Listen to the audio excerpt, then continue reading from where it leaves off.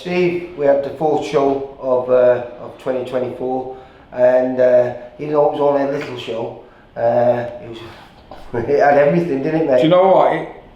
It on paper looked like it was going to be an interesting night, wasn't it? And it was. And as a promoter, you know, great show. As a manager, we got 2 beat, but you know that's how it is. And we've said now the lads are going to have to be tested and moved on. And if it means we suffered a few losses, unfortunate, but the lads will have to come back from them, won't we? Because like we're still matching them to win, but we're matching them hard, and you know that's what the public want to see, and to be fair, the response I'm getting from the fighters and the trainers is good as well. That's what they want. So just quickly going through, as I say, we had a few injuries and we ended up with 5 fights, but we had one added on the night before we started the show. Bazzak from Newcastle v Nathan Darber, just a 4-rounder. Apparently Baz has had a loss last fight and needed to get a quick win to fight for the Commonwealth silver, I believe. So they put that together, and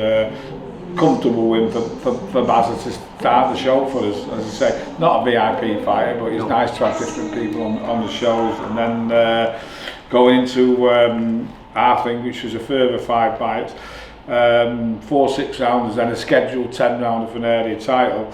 Conor Goulding v Sergo Bombo, who last time there beat Ryan Dickens, and he come and beat Conor, unfortunately, on Saturday night.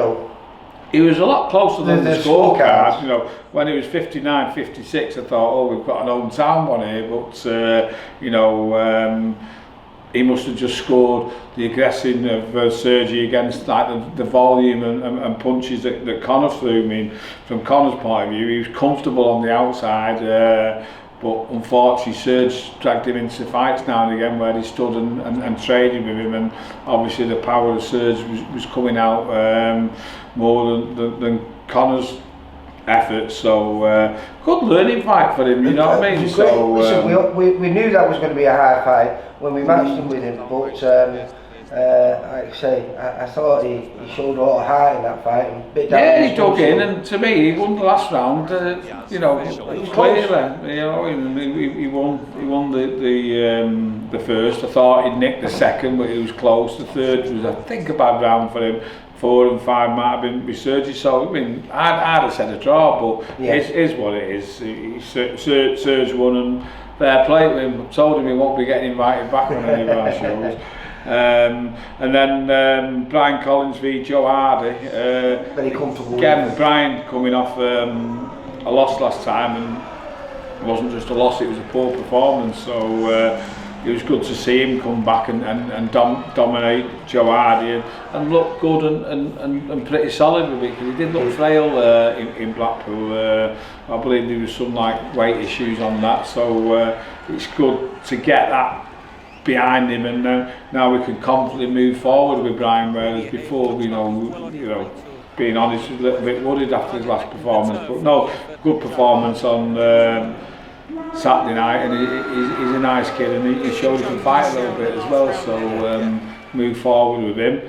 And then what we thought was going to be fighting tonight, and was a brilliant fight, Ben Burnham, the Bahadur Karim, I think he's an Iranian living in Manchester, who gives it to everybody, and took it to Ben as well, didn't he? But Ben boxed and fought absolutely brilliantly. I was really impressed with him. Yeah, I was really impressed with him. I thought he was a fantastic. We said before it could be fight of the night, and it wasn't far off being that. Yeah, just looking to criticise a little bit, and I did say to afterwards, he did catch him in the 3rd and 4th with some lovely left hooks to the body, Ben, and then never threw any in 5 and 6, and he was an head on it, you know what I mean? He was just head on it in, and each other was banging him in, but the crowd absolutely loved it, yeah. That's a hard fight at any point, but to be your first 6-rounder, it makes it even harder as well, you know.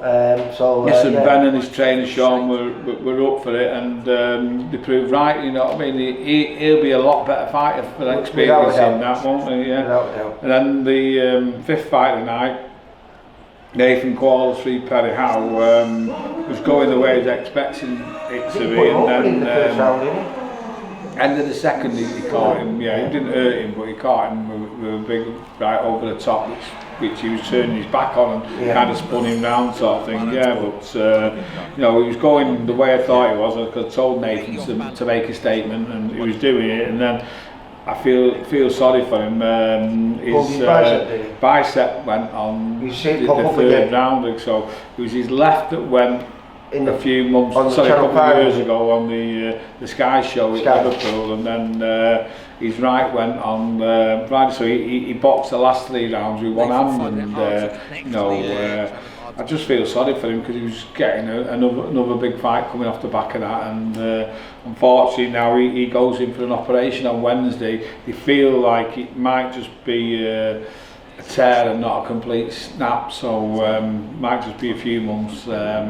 So fingers crossed for Nathan. As I say, he's had a bit of a bad look recently. Normally balances itself out, and so a win against Perrion with one hand is not bad, is it? And then the top of the bill, which ended up being fight of the night, we knew it'd be a decent fight, but you know, we expected Jake to pull away due to his experience, not as an amateur, just as an amateur, but as a pro. And you know, Logan Richardson, the challenger, limited experience, amateur and pro, game as a badger. You know, he reminded me of Tommy Coyle in a way from holding him out with a new Tommy Coyle, because he's always going to be entertaining fights. He come out, really wanted it, and you know, probably won the first round. He was all aggression against Jake, but Jake seemed to tame him a bit in the second and third, and to me was taking control of fight in the fourth, getting shots off at will. It actually stopped Logan in his tracks a couple of times, and I thought, it's just swinging our way. And you know, when you do, sometimes you start looking forward to the future. I'm watching him thinking, this is a great test for him, ready for fighting for the British against that Ashley Lane who'd won it the night before and would not stop coming, and eventually Chris wilted. But you know, Jake was starting to boss the fight. He hurt Logan near the end of the fourth, and Logan was just swoops over with a big overhand right and bang on the button and put him over. And to be fair, I was surprised when Jake got up from that, and he did.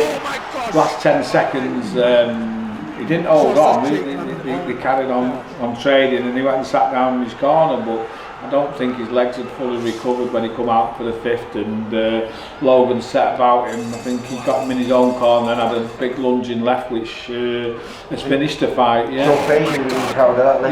So you know, it was, should we say, a sad one for VIP, because we expected Jake to win and go on to a lot better things, and it didn't happen that way. But again, we was talking about, you know, learning fights. It's been a great learning fight for him. He's never been stopped. He's never even had a standing count in all his amateur counts, and he was a bitter pill for him to swallow. I spoke to him on Sunday morning. He was disappointed and said, "Listen, don't be disappointed. Just got switched off a little bit and got caught with a big shot, and you learn from it." So he's having a week out and he's back in the gym, and you know, it's something really for me to look forward to now. He's building Jake back, because as I said through the fight, I was looking at him thinking, oh, it'll be a British title fight in the next couple for Jake here, because he was going on the right path. But you know, fair play to Logan. You know, he's come away from home, big underdog, big underdog. Smaller man as well in there, but he's gritted his teeth and carried on, and now he's a Central Area champion after 5 fights. Small in size but big in heart. Yeah, and to be fair, if we get a venue in Hull, I don't mind working with him and getting him defensive that if we can, because you know, he needs to get some experience, and if we can bring Jake back, maybe we can do them two for the English down the line again or something like that, because people will turn out to watch that. I mean, as I say, the Ben Burnham fight was an absolute barnstormer. And the Conor Golding. But the four and a bit of rounds of that fight, it was just all action, and there was quality action in it as well, wasn't there? You know, it wasn't just a bing and bang and fight. It was a great fight, and anybody listening here now who's not seen it, get onto our YouTube channel and spare 15 minutes of your time. It's worth doing. So that's Saturday out of the way. got a big break coming up, haven't we? Yeah.